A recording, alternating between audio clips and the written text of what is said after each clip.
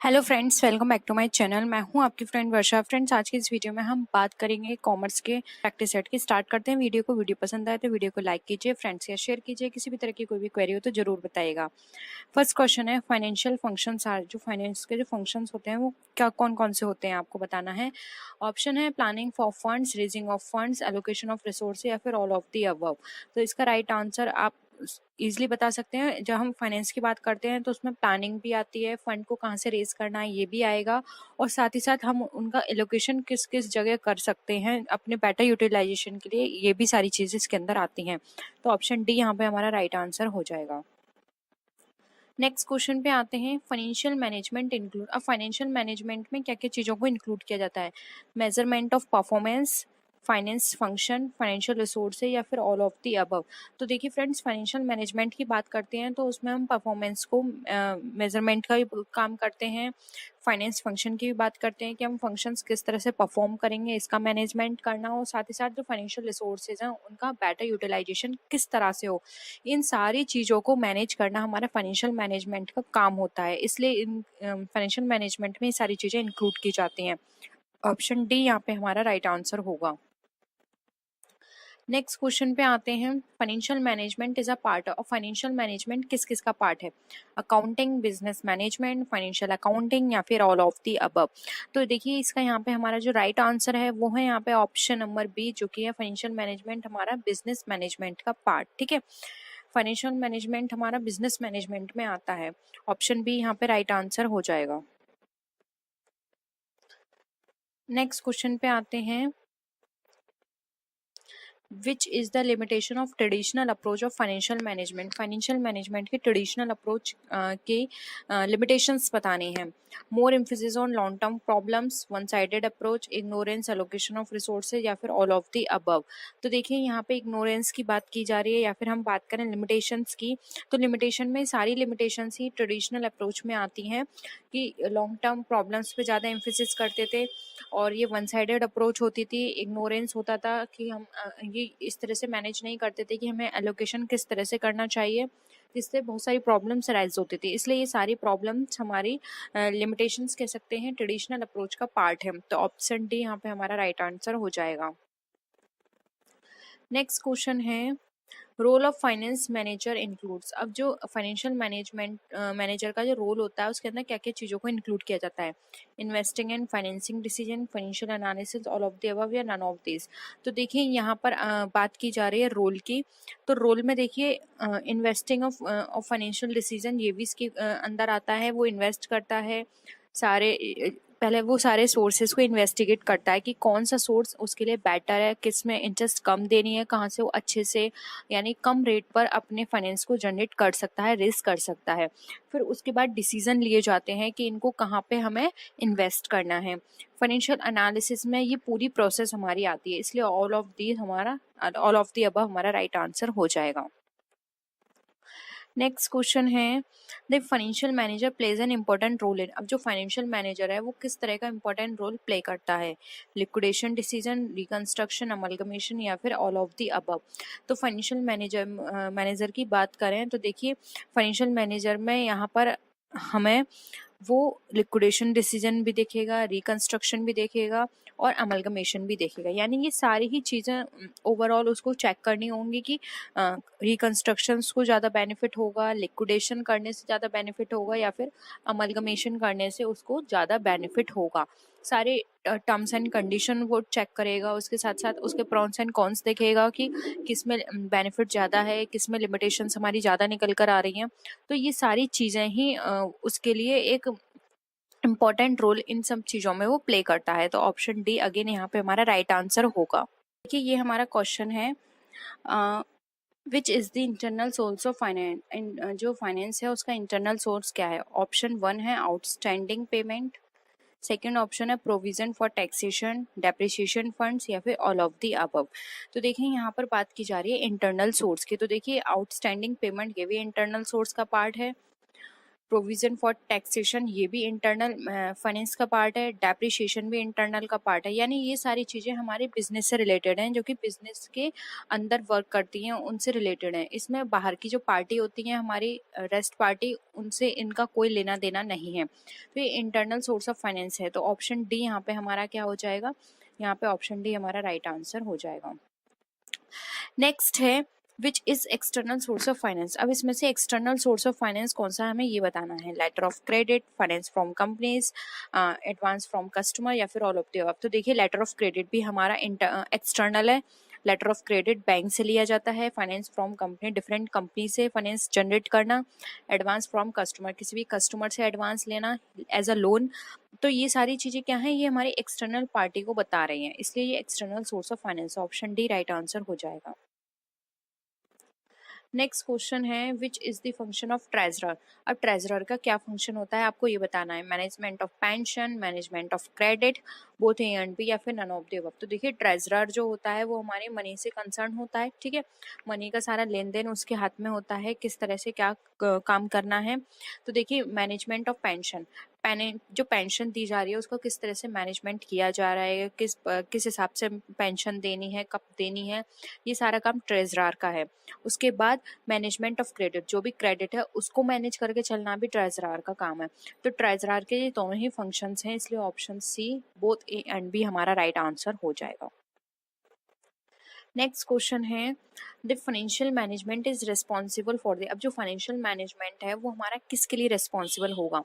Controlling of the organization, organization training, performance, recording the transactions या फिर financial functions of the firm. अब यहाँ पे फाइनेंशियल मैनेजमेंट की रिस्पॉन्सिबिलिटी की बात आ रही है, तो आप ऑप्शंस पढ़ के खुद पता लगा सकते हैं। देखिए यहाँ पे कंट्रोलिंग द ऑर्गेनाइजेशन, ये फाइनेंशियल मैनेजमेंट नहीं, ये मैनेजमेंट का पार्ट है। फाइनेंस मैनेजमेंट नहीं बोल सकते, ये मैनेजमेंट का पार्ट है। ऑर्गेनाइजिंग ट्रेनिंग प्रोग्राम, ये भी मैनेजमेंट का पार्ट है।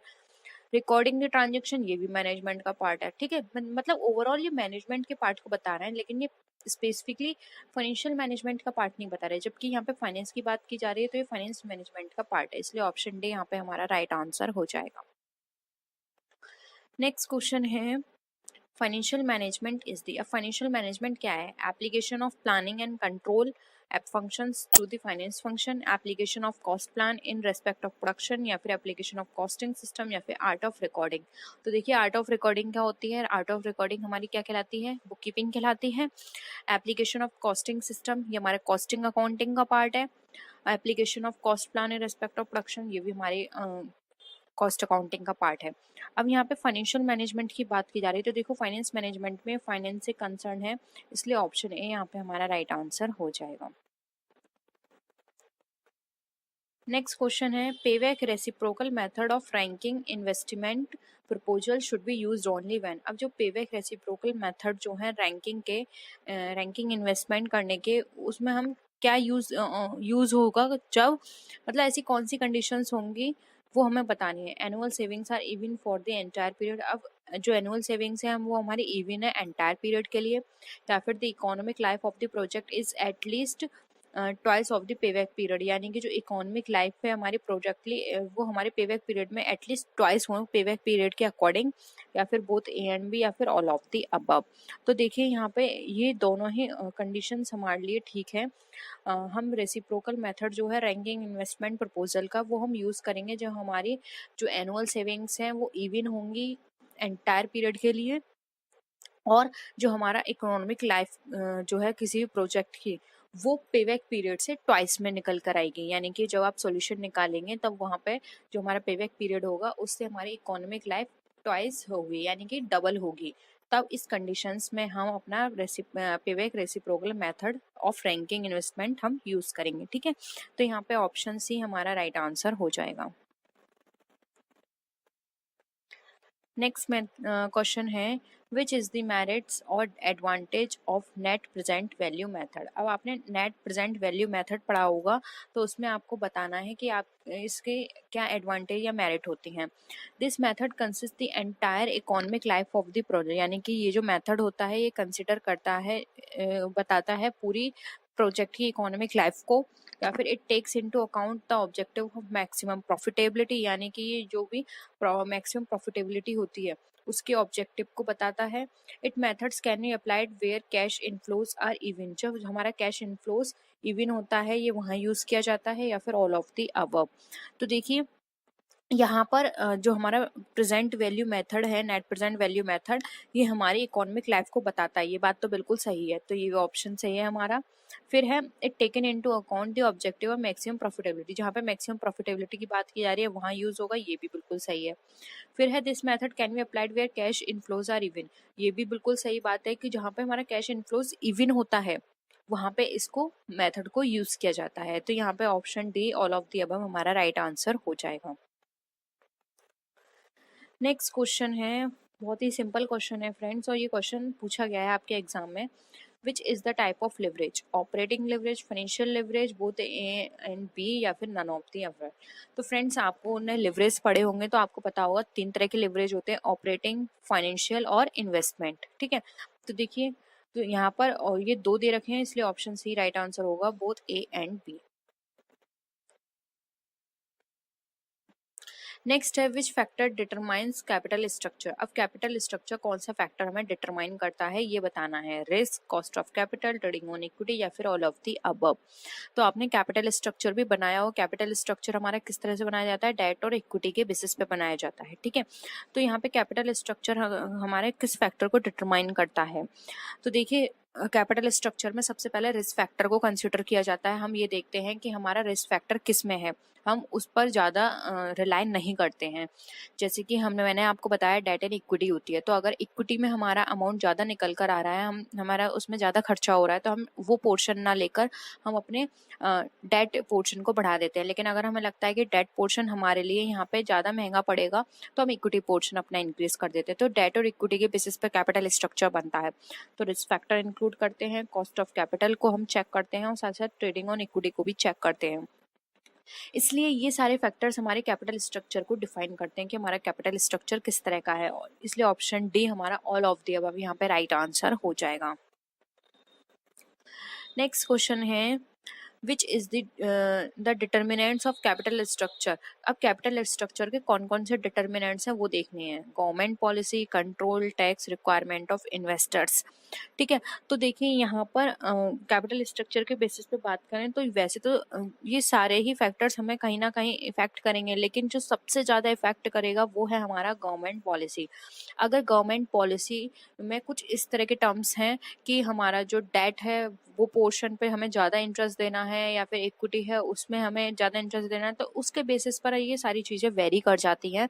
तो सबसे पहले हमें गवर्नमेंट पॉलिसी देखनी पड़ती है, उसके बाद हम कंट्रोल देखते हैं किस तरह का है, क्योंकि ये इंटरनल है, टैक्स देखते हैं, रिक्वायरमेंट ऑफ इन्वेस्टर्स देखते हैं, ये अदर फैक्टर्स हैं, लेकिन गवर्नमेंट पॉलिसी हमारे लिए सबसे ज़्यादा इंपॉर्टेंट रोल प्ले करती है, इसलिए यहाँ पे ऑप्शन ए राइट आंसर हो जाएगा। नेक्स्ट क्वेश्चन है the proposal is accepted if the profitability index is more than. अब हमारा प्रपोजल एक्सेप्ट हो रहा है जब हमारा प्रॉफिटेबिलिटी इंडेक्स जो है मोर देन कितनी होती है, ये बतानी है हमें। तो देखिए यहाँ पर हम बात करें तो 1, 0, 3 या फिर 5, तो हमारा प्रपोजल एक्सेप्ट हो जाता है जब हमारी प्रॉफिटेबिलिटी इंडेक्स जो है वो हमारे यहाँ पर 1 निकल कर आती है, मोर देन 1। अगर एक से ज़्यादा प्रॉफिटेबिलिटी इंडेक्स होगा तो वहाँ पे जो भी प्रपोजल हम जिसके बेसिस पर ये इंडेक्स निकाल रहे हैं वो हमारा एक्सेप्ट कर लिया जाता है। ठीक है, नेक्स्ट है the proposal is rejected in case the profitability index. अब आप इसके बेसिस पर भी इसका आंसर दे सकते हैं, बहुत सिंपल है, लेस देन 1। ठीक है, एक से ज़्यादा है तो एक्सेप्ट कर लेंगे, एक से कम है तो हम उसको क्या करेंगे, रिजेक्ट कर देंगे। नेक्स्ट है which is a approach of valuation. अब आपको वैल्यूएशन अप्रोच बतानी है कौन कौन सी होती हैं, असेट बिड्स approach to valuation, earning based approach to valuation, market value based approach to valuation, या फिर ऑल ऑफ दी अबव। तो यहाँ पे वैल्यूएशन के बेसिस पे बात करें तो देखिए यहाँ पे इसका जो राइट आंसर है वो है ऑप्शन नंबर डी, क्योंकि देखिए ये सारी ही अप्रोच हमारी वैल्यूएशन का होती हैं, असेट के बेसिस पे वैल्यूएशन करना, अर्निंग के बेसिस पर, या फिर मार्केट के बेसिस पर। ठीक है, तो ऑप्शन डी राइट आंसर हो जाएगा। नेक्स्ट है total assets minus total external liabilities equal to. तो ये फॉर्मूला आपको बताना है, आपने कुछ कॉमन जो हमारे रेशियोज होते हैं उनके फॉर्मूले आपको याद होने चाहिए। तो यहाँ पर बताइए total assets minus total external liabilities हमारा किसका फॉर्मूला है? ऑप्शन है net assets, net cost, net liability या फिर नेट डेप्रिसिएशन। तो देखिए डेप्रिसिएशन नहीं होगा क्योंकि यहाँ पे कोई भी ऐसा हमने अगर हम बात करें तो कंटेंट ऐसा नहीं लिया जो हमारी डेप्रिसिएशन को बताए, ना ही कॉस्ट का है ना ही लायबिलिटीज का है। टोटल असेट्स हमने लिया है यानी कि हमें नेट असेट्स की बात करेगा, तो ऑप्शन ए यहाँ पे हमारा राइट आंसर हो जाएगा। नेक्स्ट क्वेश्चन है the arrangement of working capital and current assets can be done only by. अब जो हमारा वर्किंग कैपिटल का जो अरेंजमेंट है और जो करंट असेट्स का है वो हमारे किसके द्वारा पूरा होता है? शॉर्ट टर्म सोर्स के द्वारा, cost of capital, long term capital या फिर फाइनेंशियल प्लान के द्वारा।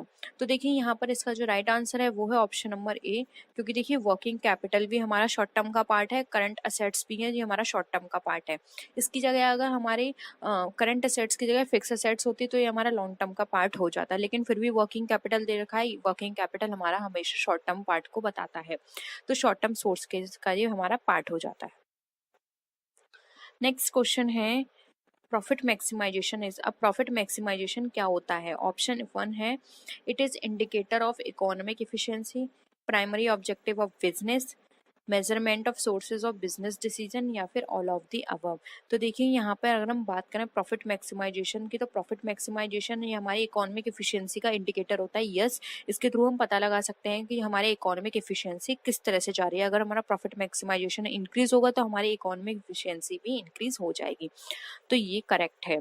नेक्स्ट है प्राइमरी ऑब्जेक्टिव बिजनेस। यस, ये सब लोग बोलते हैं कि सर्विस मोटिव होना चाहिए, सर्विस मोटिव होना चाहिए, लेकिन फिर भी फ्रेंड्स ये जो हमारा प्रॉफिट मैक्सिमाइजेशन होता है ये सभी कंपनियां ये अपना बिजनेस करती हैं प्रॉफिट के लिए। तो वो ये देखती हैं कि उनका प्रॉफिट कितना हो रहा है, वो इस तरह की प्लानिंग करते हैं, इस तरह के प्रोडक्ट लॉन्च करते हैं कि ज़्यादा से ज़्यादा उनका प्रॉफिट हो। तो प्राइमरी ऑब्जेक्टिव होता है बिजनेस का, ये भी सही है। फिर है measurement of sources of business decision. अब जो बिजनेस डिसीजंस होते हैं वो सारे इसके थ्रू मेजर किए जाते हैं, यानी बिजनेस डिसीजन की सक्सेस, यानी कि किसी भी कंपनी ने कोई भी नया प्लान लॉन्च किया था जिसके बेसिस पर उसे ज़्यादा प्रॉफिट हुआ, कोई प्रोजेक्ट उसने किया था, कोई एडवर्टीजमेंट करवाया था, तो ये सारी चीज़ें ये बताती हैं कि मैंने जो एडवर्टीजमेंट करवाया था वो हमारा सक्सेस रहा क्योंकि प्रॉफिट हमारा इंक्रीज हो गया, या फिर हमने जो न्यू जो भी हमने पॉलिसी अडॉप्ट की थी, जो भी न्यू प्लान बनाए थे वो हमारे सक्सेस रहे क्योंकि हमें प्रॉफिट इंक्रीज हुआ, तो ये भी हमारा करेक्ट है। तो ऑप्शन डी यहाँ पे हमारा राइट आंसर हो जाएगा। नेक्स्ट क्वेश्चन है if the equity shareholder purchases the shares of the company at more than the face value of the shares then the dash is calculated। यानी कि कोई इक्विटी शेयर होल्डर है, उसने purchase किए हैं कंपनी के shares को, और वो जो परचेज किए हैं शेयर्स वो फेस वैल्यू से ज़्यादा के हैं, तब हम क्या कैलकुलेट करेंगे? Dividend yield ratio, earning yield ratio, पे आउट रेशो या फिर डेट इक्विटी रेशो। तो देखिए यहाँ पर इसका जो राइट आंसर है वो है ऑप्शन नंबर बी। वहाँ पर हम अर्निंग यील्ड रेशो चेक करेंगे कि हमारी कितनी अर्निंग हुई, ठीक है। ऑप्शन बी राइट आंसर है। नेक्स्ट क्वेश्चन है the cost of depreciation funds is calculated according to. अब जो डेप्रिसिएशन फंड की जो कॉस्ट है वो किसके अकॉर्डिंग कैलकुलेट की जाती है? Opportunity cost theory, flow, accounting theory या फिर रिजर्व थ्योरी। तो यहाँ पर डेप्रिसिएशन फंड्स की कॉस्ट की बात की जा रही है, तो इसका राइट आंसर होगा ऑप्शन नंबर ए। जो डेप्रिसिएशन फंड की जो कॉस्ट है वो हम अपॉर्चुनिटी कॉस्ट थ्योरी के बेसिस पर कैलकुलेट करते हैं। ऑप्शन ए राइट आंसर है। नेक्स्ट क्वेश्चन है if cash inflows are not uniform the calculation of payback period takes a. यानी कि जो हमारे कैश इनफ्लोज जो होते हैं वो हमारा यूनिफॉर्म नहीं होता, यानी अनइवन होता है, the calculation of payback period takes a. तो कैलकुलेशन जो होती है पेबैक पीरियड की वो क्या लेती है? कॉमन प्रॉफिट को, फेवरेबल पोजीशन, क्यूमुलेटिव फॉर्म या फिर ऑल ऑफ द अबव। तो इसका राइट आंसर है ऑप्शन नंबर सी, वो हमारे क्यूमुलेटिव फॉर्म को लेती है, क्योंकि यूनिफॉर्म नहीं है, अनइवन है, तो उसको क्यूमुलेटिव प्रोसेस से उसको चेक करना पड़ेगा पेबैक पीरियड को, ठीक है। ऑप्शन सी यहाँ पे हमारा राइट आंसर है।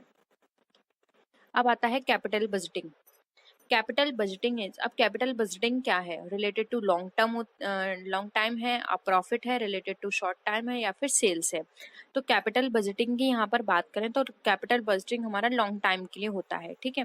ये हमारी फ्यूचर के लिए हम बना के रखते हैं बजट, जैसे कि आपको पता है बजट किसके लिए होता है? फ्यूचर के लिए होता है, तो ये लॉन्ग टाइम के लिए होता है, ठीक है।